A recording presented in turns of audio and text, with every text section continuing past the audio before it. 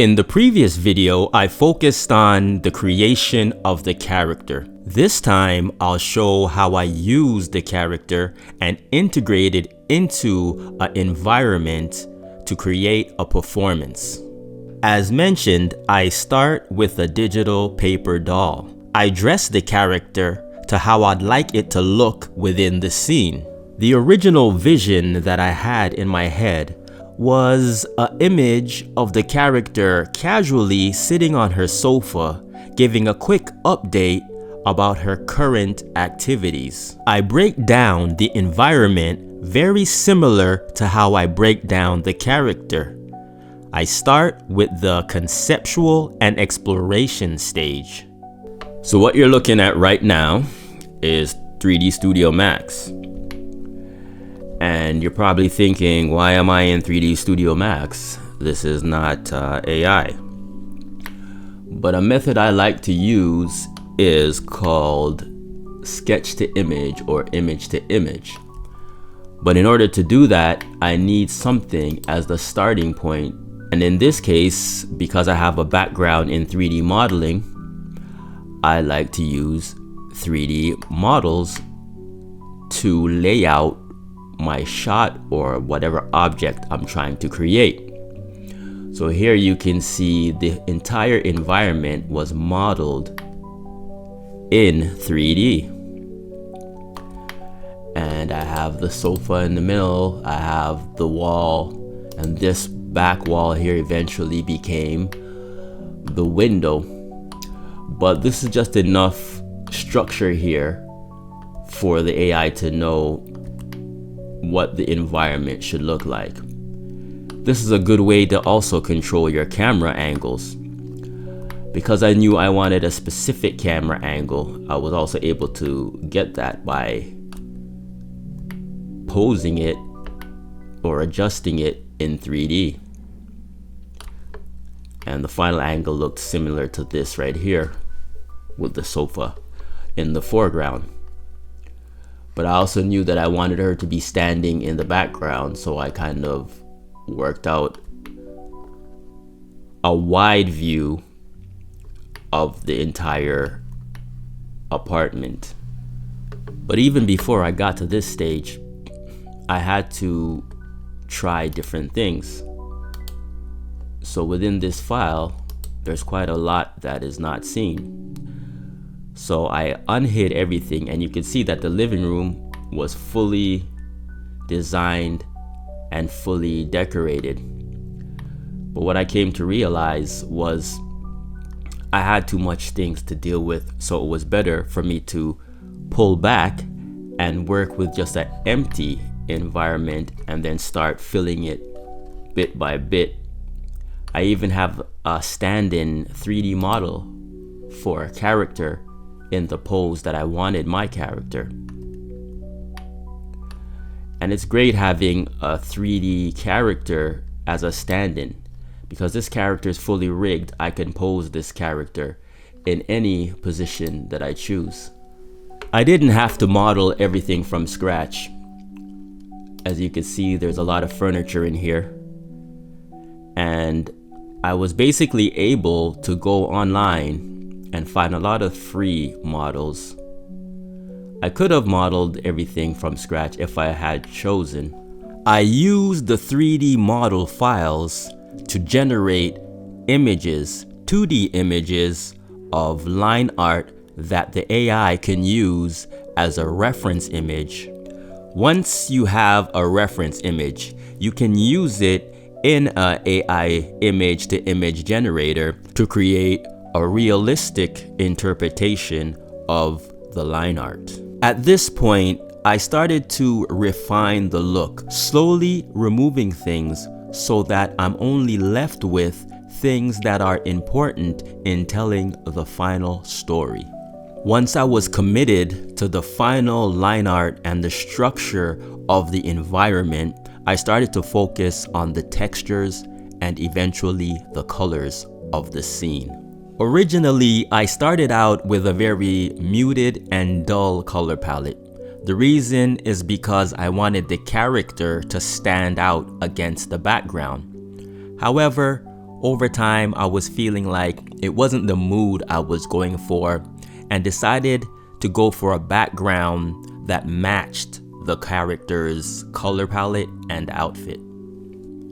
After exploring many ideas that I really liked, I eventually came to realize that I really just need an empty room in order to get all the elements that I liked into one image. What I'm demonstrating here is how the AI will interpret your line art. So this is a version of my line art before I put it into the AI image to image, and then this is a version after. But what you have to look at is, if you look at the lines, they line up with the lines in the final image. And the beauty about it is that every version will line up exactly to the lines in the image, even though the image itself is quite different.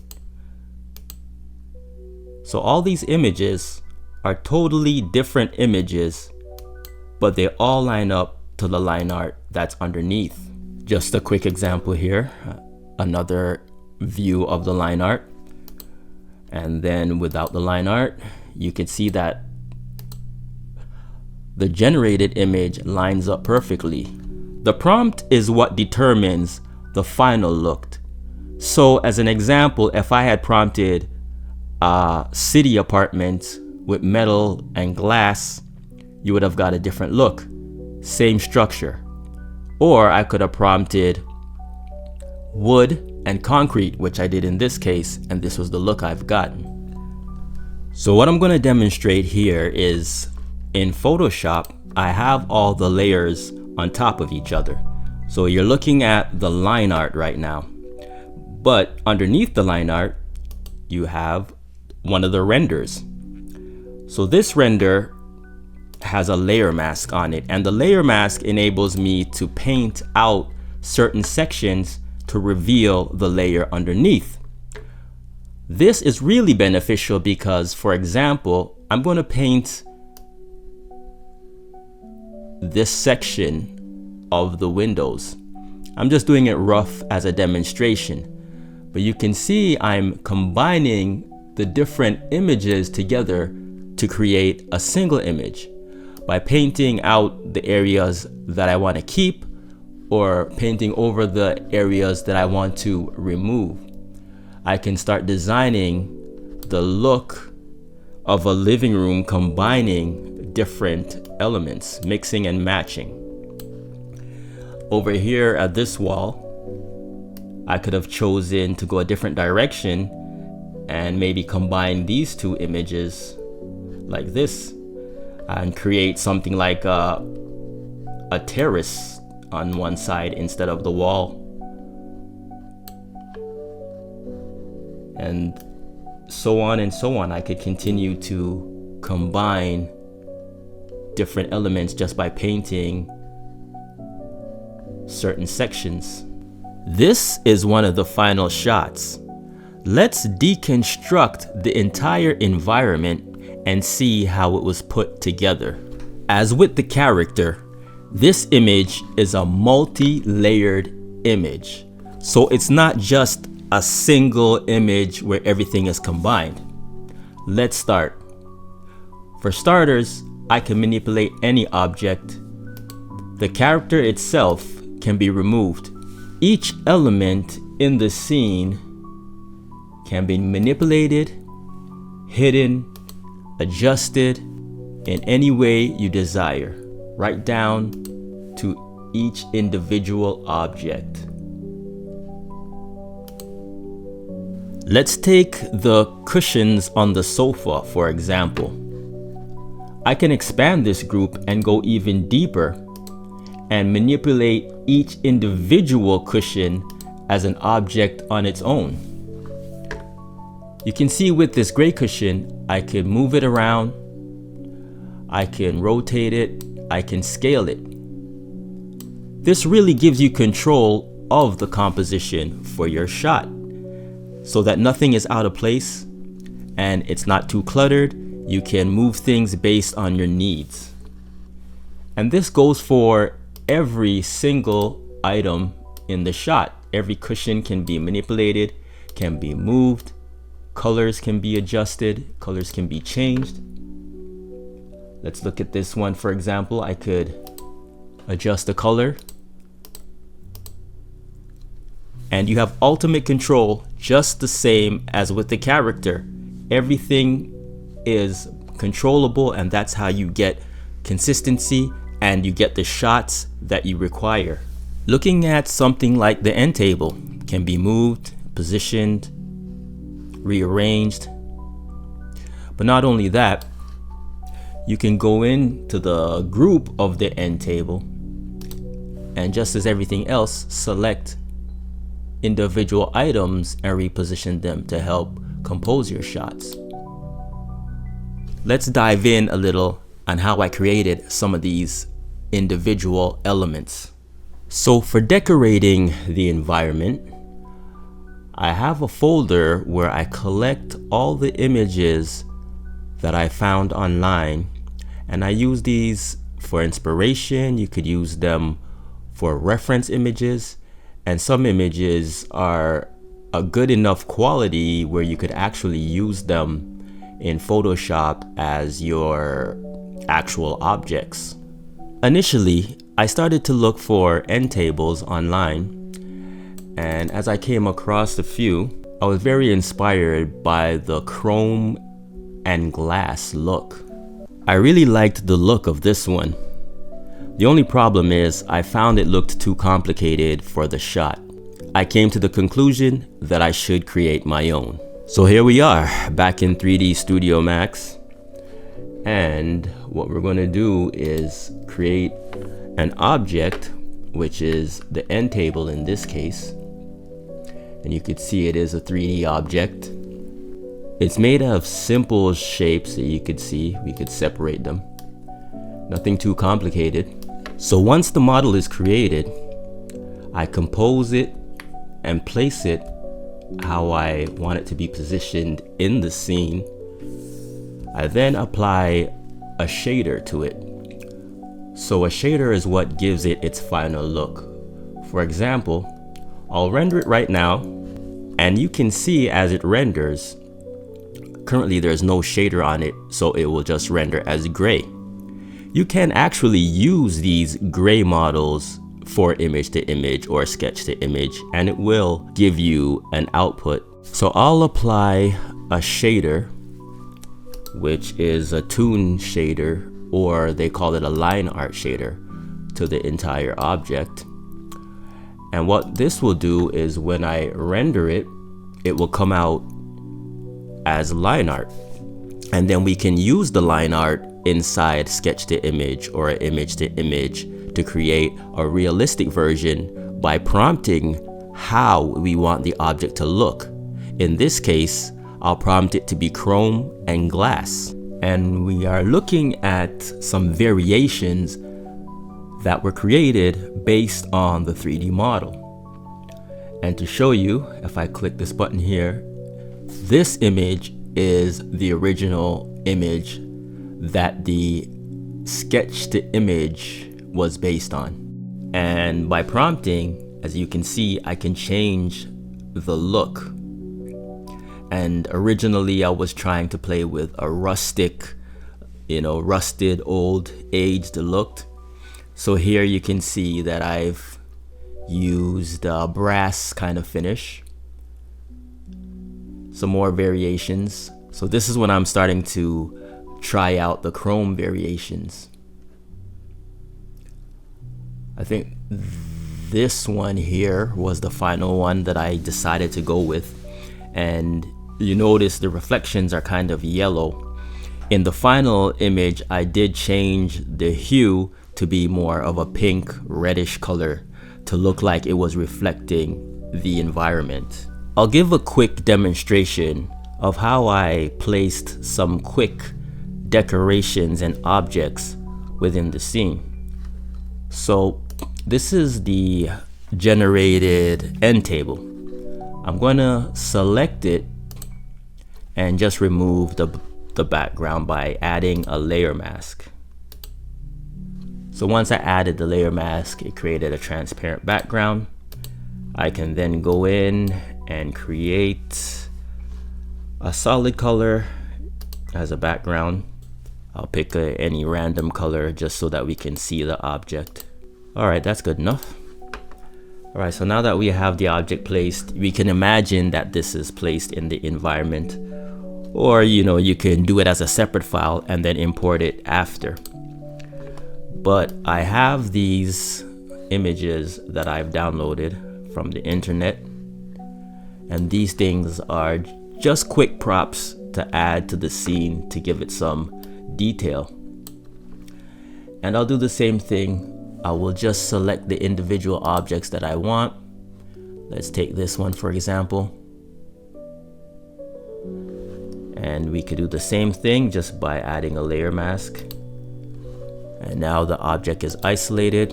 We can then drag the object into the scene. And there you go. You have already one object placed into the scene. So to make it look more realistic, what we can do is add shadows. So I'll select the object and I'll create a new layer. And within that layer, I'll just fill it with black. And I'll put that black layer behind our object layer. And what I'll do here is add a transformation. So I'll select the shadow layer and I'll add a transform on it. In this case, I'll add distort. And now I could just pull the handles and drag and adjust until the shadow looks like it's laying down on the surface. Once I do that, I can then do things like add a little bit of Gaussian blur to it to make it a little bit softer. And then I could play with the blend modes. This will blend it into the scene a little bit better. And you can see, you could just try different blend modes. And then once you pick a blend mode, you could also manually adjust the opacity and how much it's blended in. And ideally you try to match it with other shadows within the scene and how dark you make it. But that's the basic idea. And now what I could do is group the objects together. And when I move it around, both the shadow and the object moves. And I could scale it and place it where I want it to be placed. And the same goes for any objects you want to add to the scene. The same process. And this is a little bit more complicated, but it's just as easy. So you can select the object and hold shift to add to the selection. And then I could do add a layer mask. So the same as before, I can just drag the object over and there you go. You do the same thing. You could add a fake shadow. In this case, you can flip the object. So I'll just flip it and then position it. I could add a fake shadow, and even to create a fake reflection, I like to do things like duplicating the object and then flipping it as well. Bringing it down here, putting underneath.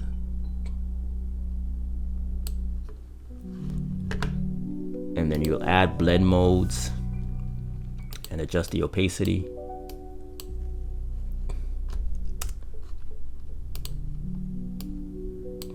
Make sure it's underneath. So now you can see it looks like an artificial reflection. Obviously we have it going down here, so what you want to do is remove that by using the pen tool or paintbrush. Since I'm doing this really quickly right now as a demonstration, I'll just use a paintbrush and paint out the shadows and reflections that I don't require. But there you go, you created a quick fake reflection. Just select and group everything together. That way you could move things around and place them.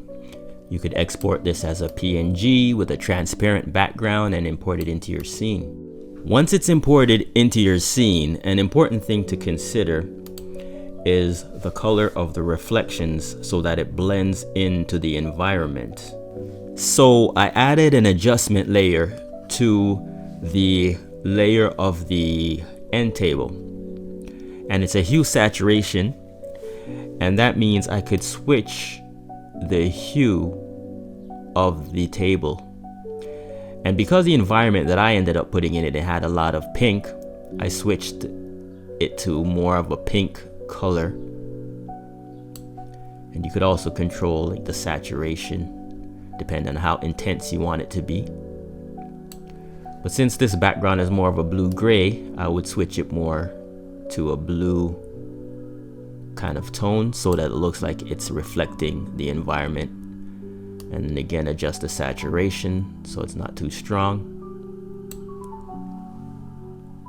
And you could also mask out the top if you think you don't want the top to change in hue and you want it to keep it the same.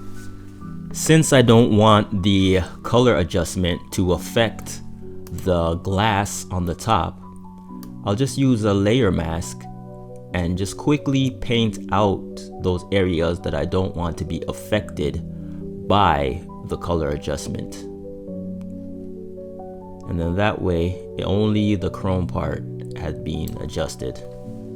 The amazing thing about this entire process is that even though these are 2D images, once you put it inside a video generator, the video generator will convert it into 3D, including reflections will reflect the environment. The water inside the glass even moves. It's amazing what we can do with this technology.